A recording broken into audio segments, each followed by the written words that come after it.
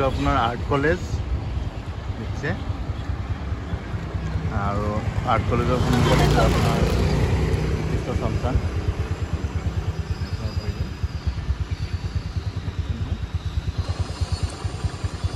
ৰাস্তা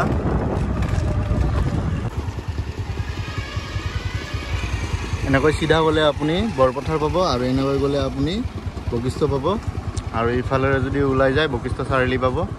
এইটো সাইডেৰে গণেশ নগৰ, এইখিনি জায়গা গণেশ নগৰে পৰে। ইফালে গলিকেইটা আছে গণেশ নগৰে। তো এইটো আৰ্মি স্কুল আপুনি দেখিব পাব, এই আৰ্মি স্কুল। এয়া আপোনাৰ চাওক আৰ্মি স্কুল এইখন। আৰু এয়া চাওক ৰাম মন্দিৰ।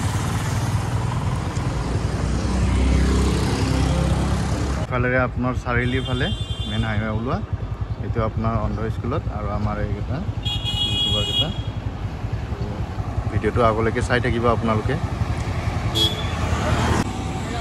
আৰু এয়া মই আৰু এইজন আমাৰ দোস্তি হয়নে আপোনাৰ, এইটো ভাবি আপোনালোকে চাই থাকক।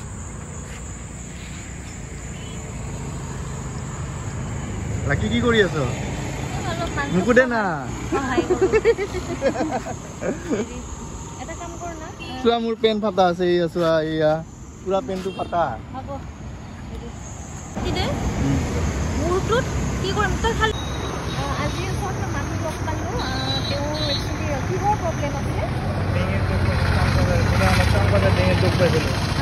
ডিঙিত দুখ পাইছিলো গোদামত কাম কৰাতে, এতিয়া খোজ কৰিব নোৱাৰো, বলব নোৱাৰো, হাত ভৰি বেকা হৈছে না, আৰু অসুবিধা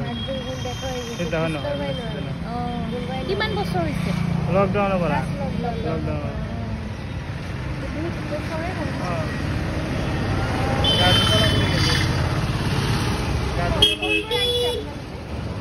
ভবানীপুৰৰ পৰা 5 তলা ভবানী। যি নহওক বাৰু মই তেওঁলোকক কিবা এটা বেছি সহায় কৰিব নোৱাৰিলেও অলপ পইচা দি পেলাই সহায় কৰিব বিচাৰিছোঁ।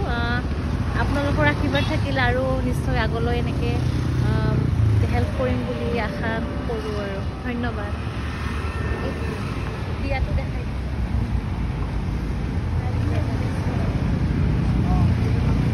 আমাৰ ভাইজান লকডাউনত দুখ পাইছে বুলি কৈছে মোৰ ইউটিউবাৰজনক লগত।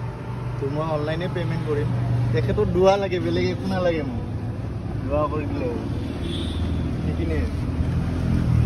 এই মানুহজনক লগ পালোঁ আমি বাটে